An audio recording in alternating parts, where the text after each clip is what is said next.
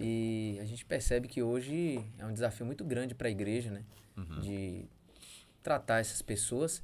E às vezes quando você também, como cristão, expõe o seu ponto de vista, como o senhor está expondo aí, há um certo, aquela questão de que, me fugiu aqui a palavra, quando você bate na tecla falando que aquilo é errado, é muito usado hoje, quando a pessoa expõe Homofobia. homofobia. Então, para o senhor, qual é o ponto de equilíbrio, né, nesse detalhe? Que é algo tão polêmico, né, falar sobre Sim. esse assunto, e a gente percebe que como cristão é um desafio muito grande nesse tempo moderno, porque a gente percebe que nos filmes, nas novelas, trata isso como algo normal. E aí, como que o senhor vê? É um terreno muito perigoso hoje falar sobre isso, porque as pessoas são muito sensíveis, né? Muito delicadas. Se você for falar sobre um assunto, aí alguém se ofende aqui, se ofende acolá, eu vou processar porque a pessoa falou sobre isso, etc., porque está me atingindo. E vivemos na sociedade dos melindrosos, sabe? Mas eu vou falar aqui com base no princípio bíblico, Sim. porque se conseguem aceitar uma indústria de comédia falando do meu Cristo de forma leviana e chamando ele de homossexual, eu também tenho a liberdade para falar que discordo dessa postura e discordo do comportamento das pessoas que optam por isso. Cada um faz com seu corpo o que quiser. Sim. Cada um dará contas de si mesmo a Deus.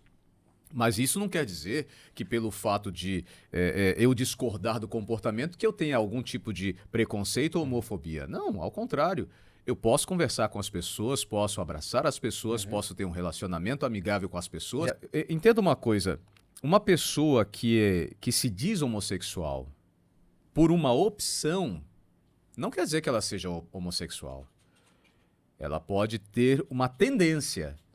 Homossexual só é a pessoa que pratica sexualmente a tendência. Então, a pessoa tem uma atividade sexual homossexual. Aí é chamado de homossexual. Se não tem essa atividade, pode ser efeminada ou masculinizada.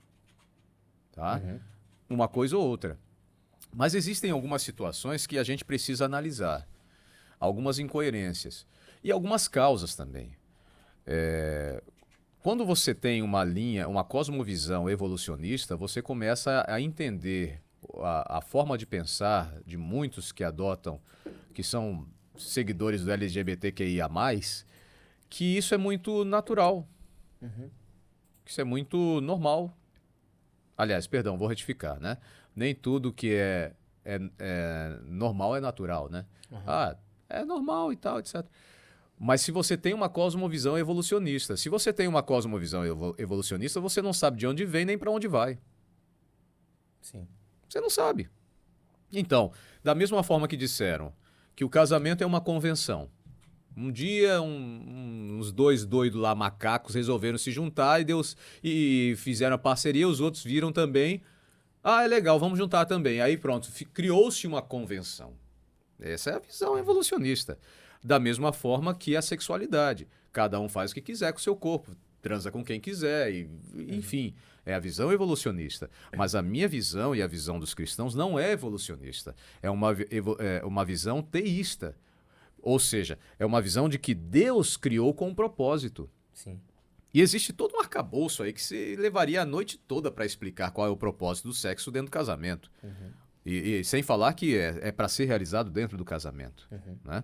Então, a questão da homoafetividade, ela, biblicamente falando, não é opinião minha, mas eu aceito a opinião bíblica, é uma deturpação do plano divino. Então, não tem como eu achar que isso pode ser natural. Não tem como ser natural, porque a Bíblia diz que não é natural. Agora, você pode não concordar. Pode não concordar. É o seu direito de não concordar, como também é meu direito de não aceitar. E a gente convive dentro dessa ideia pluralista. Ok? Tudo bem? Você aí aceita, se você aceita, não aceita, se você não aceita, tudo bem, mas Eu o meu acredito que a base é o posicionamento é esse. respeito, né? É o respeito. Tem um amigo meu que foi ano passado, logo num momento assim de pico da pandemia, a gente tava fazendo muita live pelo Zoom e alguém levantou a pergunta, como que a gente deve tratar um homossexual? E eu achei muito interessante a resposta dele, muito coerente. E ele falou assim, a gente deve tratar da mesma forma que a gente trata um heterossexual. Sim. Com Sim. respeito, com carinho. A gente vai ter as discordâncias, como a gente tem as discordâncias de um heterossexual. Eu em já, outras eu já partes, né? aconselhei vários homossexuais e eu percebo que a grande dificuldade deles é a respeito de pessoas do mesmo sexo. Mas eu tenho uma grande dificuldade com pessoas do sexo oposto. E aí? Só mudou o foco, mas a dificuldade é a mesma. Então, qual é a solução? A solução é buscar a Cristo. A solução é buscar a Cristo. Só em Cristo a gente consegue conviver com esses impulsos que podem ser controlados não apenas pela razão, mas principalmente pelo Espírito Santo quando habita em nós. Aí sim. A maioria daqueles que entendem que o cristianismo pode ser conciliado com a homoafetividade, eu posso ser homossexual ou lésbica e ser cristão ou cristã. Pode? Sim ou não? E aí? Claro que pode. Se você é homossexual e quer ser cristão ou ser cristã, pode e deve. Uma vez um líder da minha igreja veio angustiado para mim. Pastor, se a gente não der um jeito, vai encher de homossexual aqui na igreja. Eu falei assim, amém, eu quero é mais. Eu quero é que venha mesmo. Esse pastor, né? Não, por quê? Porque ali é o lugar de salvação. Sim, De sim. fato. De encontrar Cristo. Muito boa.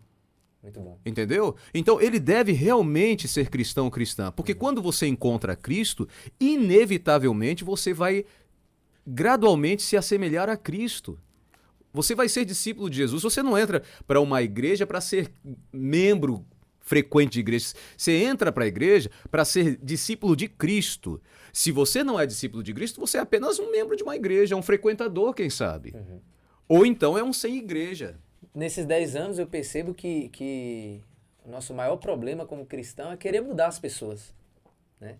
Então, quando a gente acaba permitindo a obra do Espírito Santo em nós, né, a transformação, vai ser natural que a gente vai entender que a outra pessoa só vai ser transformada pela obra do Espírito. Sim. É claro que com minha influência, com meu amor, com os princípios que eu vivo, aquela pessoa vai ser influenciada. Sem dúvida. Porque a gente é o tempo todo influenciando.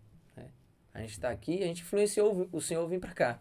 Né? Para mim foi um privilégio. Né? Acabou influenciando. Então, eu acredito que o grande desafio para o cristão é ele permitir a obra do Espírito Santo nele. Porque quando o Espírito Santo, de fato, realizar essa obra em mim, eu não vou me preocupar com a conversão do outro. Eu vou me preocupar em amar o outro. E ajudar, E servir.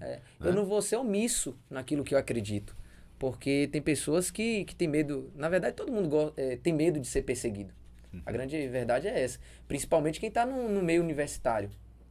Quando você está no meio universitário, hoje é normal. Né? É normal.